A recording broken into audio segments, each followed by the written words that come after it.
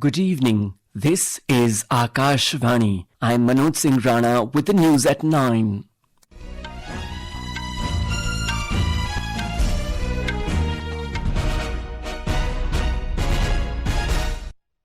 The headlines: India sends third flight carrying 10 tons of humanitarian assistance to flood-hit Nepal. External Affairs Ministry says 320 Indian nationals remain uncontactable.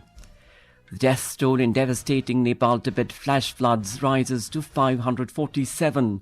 Over 1,500 people remain missing on both sides of the border. Prime Minister Narendra Modi to embark on a 4-day visit to Uzbekistan and Kyrgyzstan tomorrow. Government measures improve market availability of sugar, ensure faster movement, ex-mill sugar prices fall by around 20%. India's index of industrial production records growth of 6.7% in July this year. And India's Velavan Senthil Kumar to take on Hungary's Balázs Farkas in the final of PSA Budapest Squash Open tonight.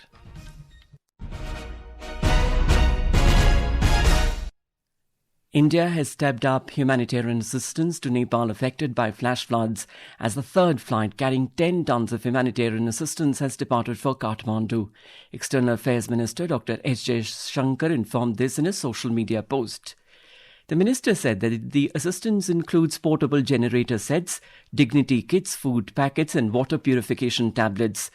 Dr. Jaishankar said that an 11-member team of doctors, paramedics and recce team for tunnel rescue operations is also on board. He also reiterated India's support to Nepal's ongoing relief and rescue efforts. Earlier, India had sent more than 47 tons of emergency relief supplies in 2 flights.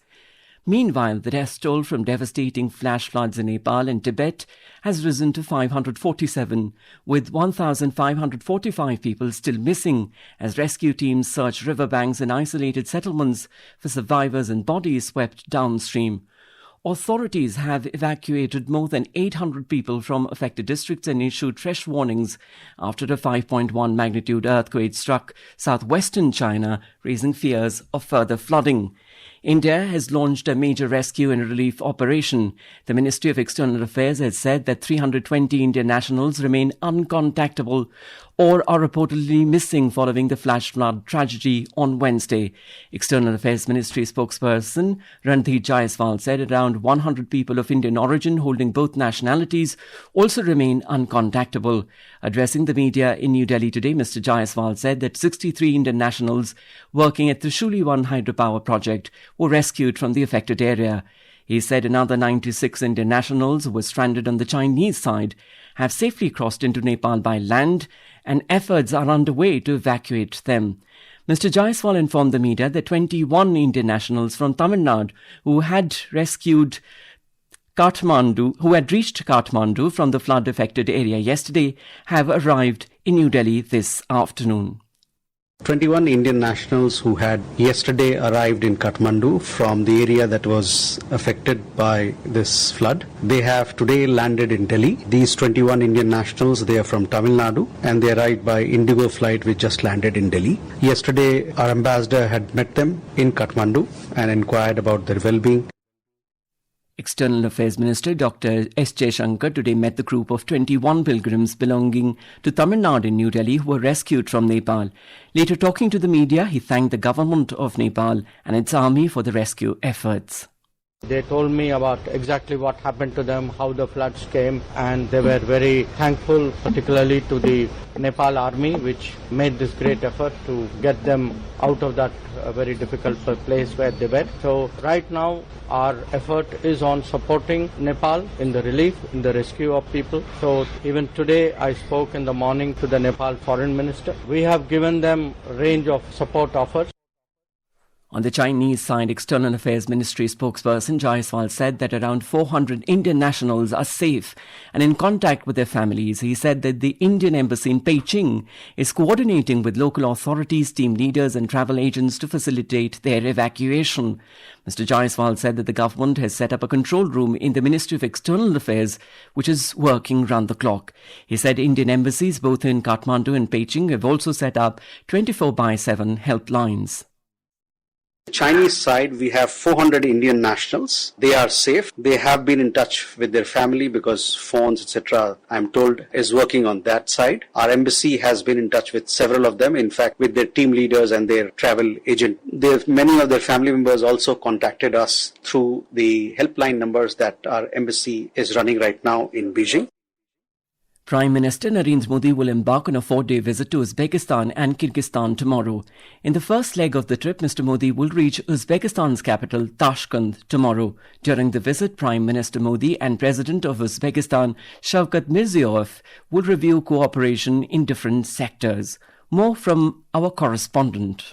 India and Uzbekistan have relations that go back to ancient history. India was one of the first countries to recognize the state sovereignty of Uzbekistan after the latter's independence. India and Uzbekistan elevated their relationship to a strategic partnership in 2011. Since then, bilateral relations have expanded substantially across a wide range of areas. The Prime Minister's upcoming visit will reaffirm the close, multifaceted and growing strategic partnership between India and Uzbekistan.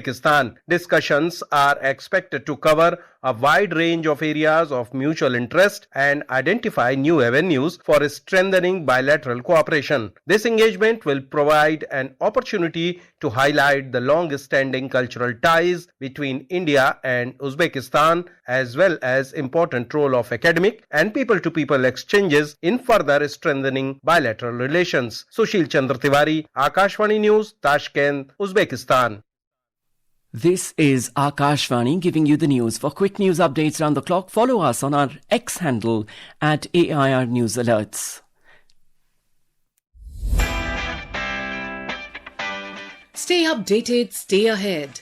Follow us on X at AIR News Alerts and on Instagram at AIR News Alerts.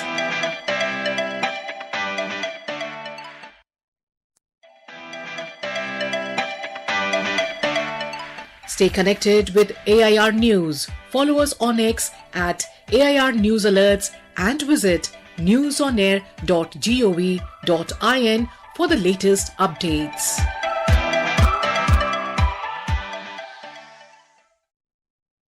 Welcome back. The government has said that there is no shortage of sugar in the country and all necessary measures will be taken for adequate availability of sugar at reasonable prices. The Consumer Affairs Ministry said that ex-mill sugar prices have declined by around 20% in recent days, while retail sugar prices have also started coming down.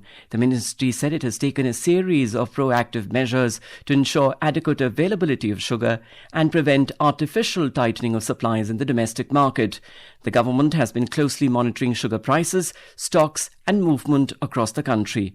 Our correspondent reports that government has decided to introduce a fortnightly sugar allocation system from next month, replacing the existing monthly quota system to ensure that sugar reaches the market in a timely manner.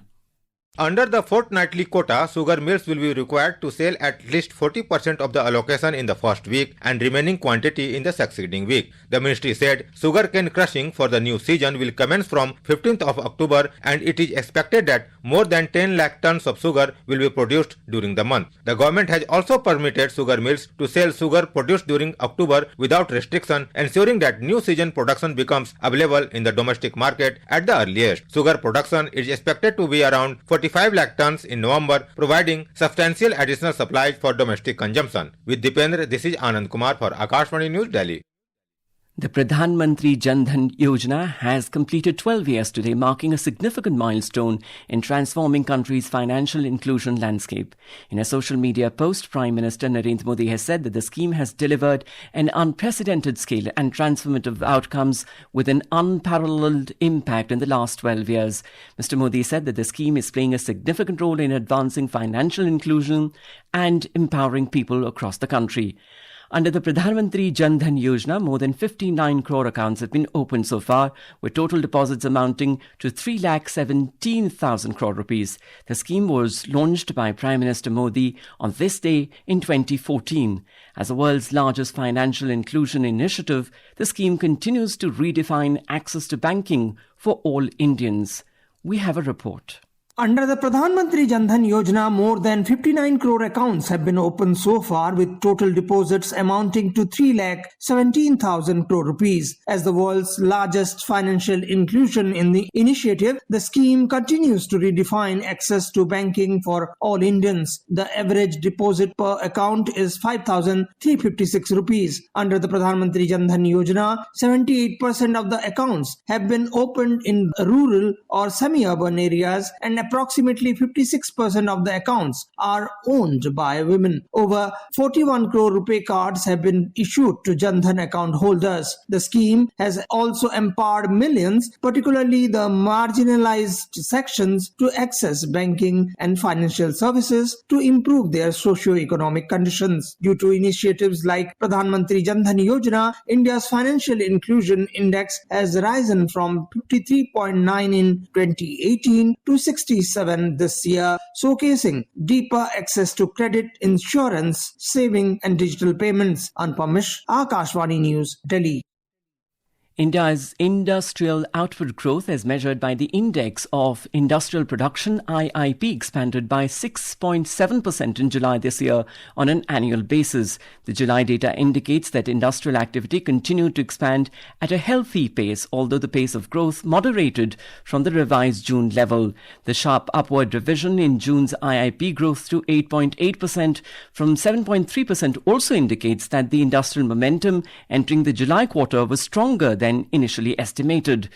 According to government data released today, manufacturing, which carries the heaviest weight in the index, grew by 7.3%, while electricity and gas supply posted an 8.7% expansion in July.